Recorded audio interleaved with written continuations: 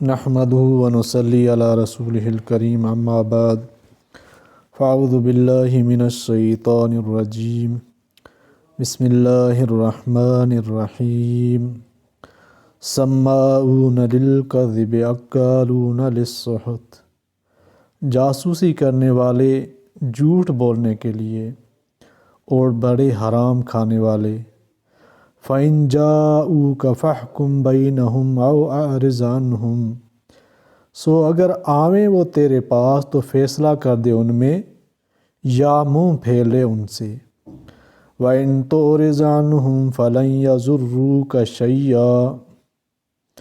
اور اگر تو منہ پھیر لے گا ان سے تو وہ تیرا کچھ نہ بگاڑ سکیں گے۔ وَإِن حَكَمْتَ فَاحْكُم بَيْنَهُمْ بِالْقِسْطِ، اور اگر تو فیصلہ کرے تو فیصلہ کر ان میں انصاف سے۔ ان اللہ یحب المقسطین، بے شک اللہ دوست رکھتا ہے انصاف کرنے والوں کو۔ یہود کی ایک بری خصلت۔ پہلی خصلت یہ بتائی، سماعون للکذب اکالون للسحت، یعنی یہ لوگ جھوٹی اور غلط باتیں سننے کے عادی ہیں۔ اپنے کو عالم کہلانے والے غدار یہودیوں کے ایسے اندھے متبع ہیں کہ احکام تورات کی کھلی خلاف ورزی دیکھنے کے باوجود ان کی پیروی کرتے رہتے ہیں اور ان کی غلط سلط بیان کی ہوئی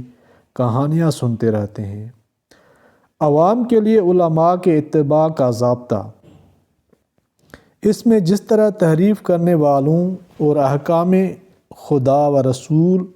میں غلط چیزیں شامل کرنے والوں کے لیے وعیدیں ہیں، اسی طرح ان لوگوں کو بھی سخت مجرم قرار دیا ہے جو ایسے لوگوں کو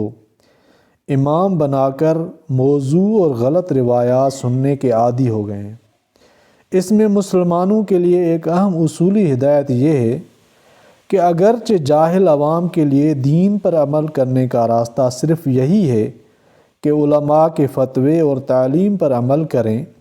لیکن اس ذمہ داری سے عوام بھی بری نہیں ہے کہ فتویٰ لینے اور عمل کرنے سے پہلے اپنے مقتداؤں کے متعلق اتنی تحقیق تو کر لیں جتنی کوئی بیمار کسی ڈاکٹر یا حکیم سے رجوع کرنے سے پہلے کیا کرتا ہے، کہ جاننے والوں سے تحقیق کرتا ہے کہ اس مرض کے لیے کون سا ڈاکٹر ماہر ہے، کون سا حکیم اچھا ہے، اس کی ڈگریاں کیا کیا ہیں، اس کے مطب میں جانے والے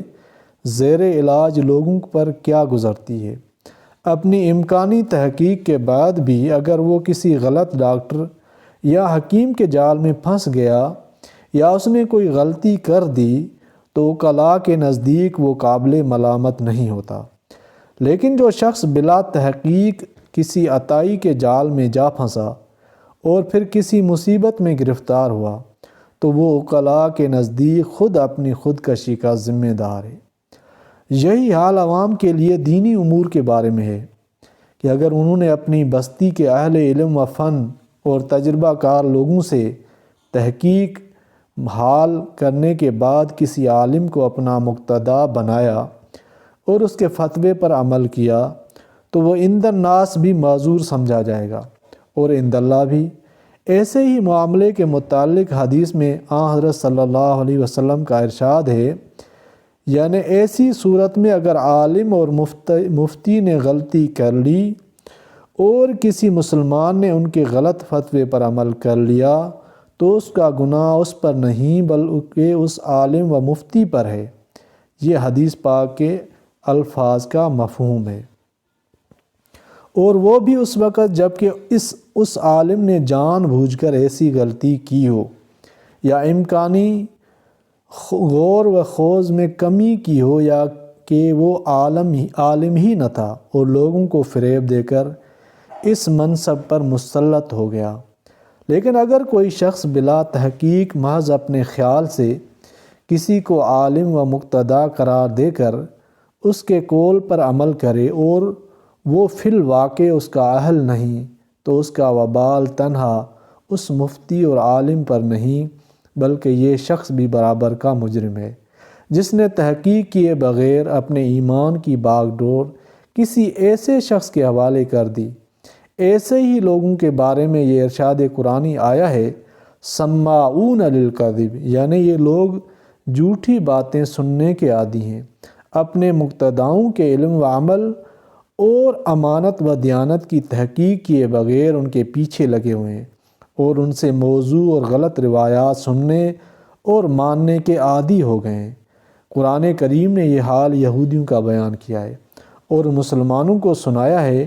کہ وہ اس سے محفوظ رہیں، لیکن آج کی دنیا میں مسلمانوں کی بہت بڑی بربادی کا ایک سبب یہ بھی ہے کہ وہ دنیا کے معاملات میں تو بڑے ہوشیار، چست و چالاک ہیں، بیمار ہوتے ہیں تو بہتر سے بہتر ڈاکٹر حکیم کو تلاش کرتے ہیں، کوئی مقدمہ پیش آتا ہے تو اچھے سے اچھا وکیل بیرسٹر ڈھونڈ لاتے ہیں، کوئی مکان بنانا ہو تو اعلیٰ سے اعلیٰ آرکیٹیکٹ اور انجینئر کا سراغ لگاتے ہیں، لیکن دین کے معاملے میں ایسے سخی ہیں کہ جس کی داڑھی اور کرتا دیکھا اور کچھ الفاظ بولتے ہوئے سن لیا، اس کو مقتدا، عالم، مفتی، رہبر بنا لیا، بغیر اس تحقیق کے کہ اس نے باقاعدہ کسی مدرسے میں بھی تعلیم پائی ہے یا نہیں، علماء ماہرین کی خدمت میں رہ کر علم دین کا کچھ ذوق پیدا کیا ہے یا نہیں، کچھ علمی خدمات کی ہیں یا نہیں، سچے بزرگوں اور اللہ والوں کی صحبت میں رہ کر کچھ تقوی و طہارت پیدا کی ہے یا نہیں۔ اس کا یہ نتیجہ ہے کہ مسلمانوں میں جو لوگ دین کی طرف متوجہ بھی ہوتے ہیں، ان کا بہت بڑا حصہ جاہل واعظوں اور دکاندار پیروں کے جال میں پھنس کر دین کے صحیح راستے سے دور جا پڑتا ہے۔ ان کا علم دین صرف وہ کہانیاں رہ جاتی ہیں جن میں نفس کی خواہشات پر ضد نہ پڑے۔ وہ خوش ہیں کہ ہم دین پر چل رہے ہیں اور بڑی عبادت کر رہے ہیں، مگر حقیقت وہ ہوتی ہے جس کو قرآن کریم نے ان الفاظ میں بیان فرمایا ہے، الذین ضل سعیہم فی الحیات، یعنی وہ لوگ ہیں جن کی سعی و عمل دنیا ہی میں برباد ہو چکی ہے، اور وہ اپنے نزدیک یہ سمجھ رہے ہیں کہ ہم نے بڑا اچھا عمل کیا ہے۔ خلاصہ یہ ہے کہ قرآن کریم نے ان منافق یہودیوں کا حال سماعون للکذب کے الفاظ میں بیان کر کے ایک اہم اور بڑا اصول بتلا دیا کہ جاہل عوام کو علماء کی پیروی تو ناگزیر ہے، مگر ان پر لازم ہے کہ بلا تحقیق کسی کو عالم و مقتدا نہ بنا لیں، اور ناواقف لوگوں سے غلط سلط باتیں سننے کے عادی نہ ہو جائیں۔ یہود کی ایک دوسری بری خصلت، ان منافقین کی دوسری بری خصلت یہ بتلائی کہ اکالون للسحت، یعنی یہ لوگ بظاہر تو آپ صلی اللہ علیہ وسلم سے ایک دینی معاملہ کا حکم پوچھ آئے ہیں، لیکن در حقیقت ان کا مقصد نہ دین ہے نہ دینی معاملے کا حکم معلوم کرنا ہے، بلکہ یہ ایک ایسی یہودی قوم کے جاسوس ہیں جو اپنے تکبر کی وجہ سے آپ صلی اللہ علیہ وسلم تک خود نہیں آئے۔ ان کی خواہش کے مطابق صرف یہ چاہتے ہیں کہ سزائے زنا کے بارے میں آپ صلی اللہ علیہ وسلم کا نظریہ معلوم کر کے ان کو بتلا دیں، پھر ماننے نہ ماننے کا فیصلہ خود کریں گے۔ اس میں مسلمانوں کو اس پر تنبیہ ہے کہ کسی عالم دین سے فتویٰ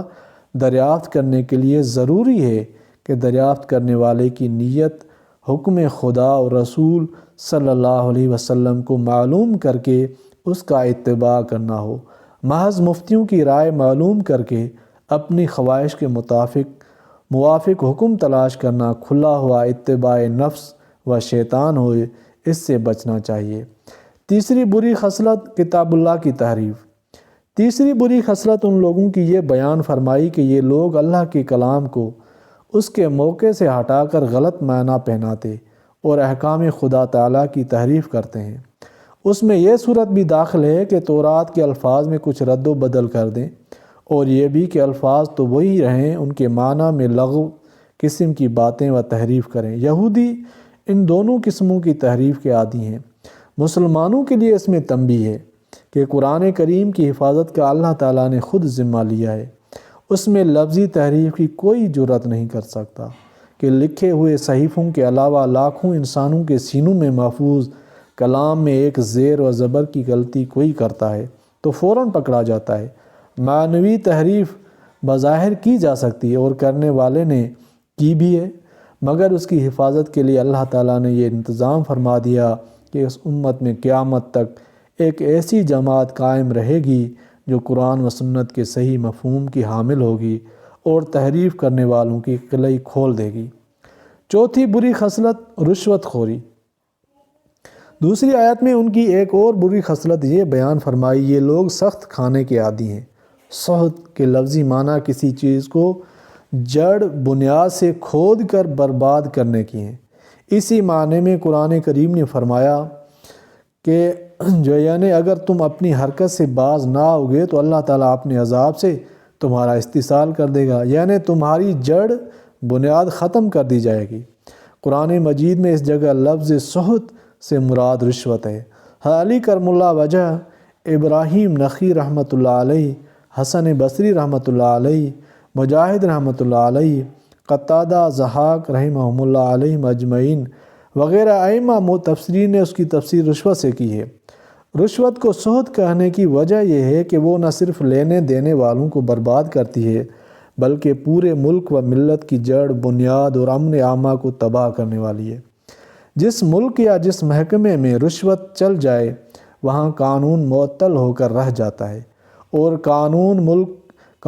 ملک ہی وہ چیز ہے جس سے ملک و ملت کا امن برقرار رکھا جاتا ہے۔ وہ معطل ہو گیا تو نہ کسی کی جان محفوظ رہتی ہے، نہ آبرو نہ مال۔ اس لیے شریعت اسلام نے اس کو سخط فرما کر اشد حرام قرار دیا ہے،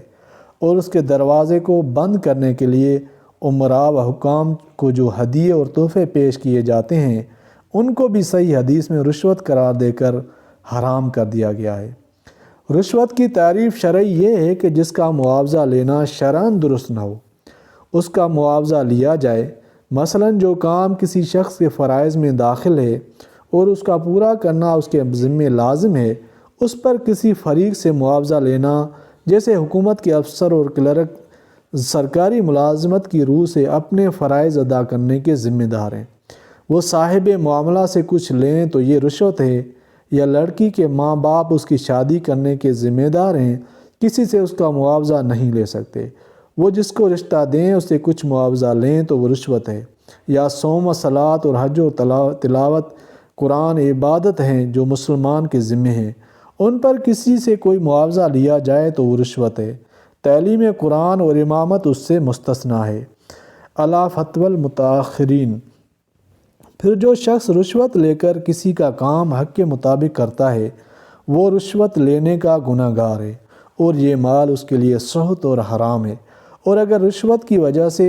حق کے خلاف کام کیا تو یہ دوسرا شدید جرم ہے۔ حق تلفی اور حکم خداوندی کو بدل دینے کا اس کے علاوہ ہو گیا۔ اللہ تعالیٰ مسلمانوں کو اس سے بچائے، آمین یا رب العالمین۔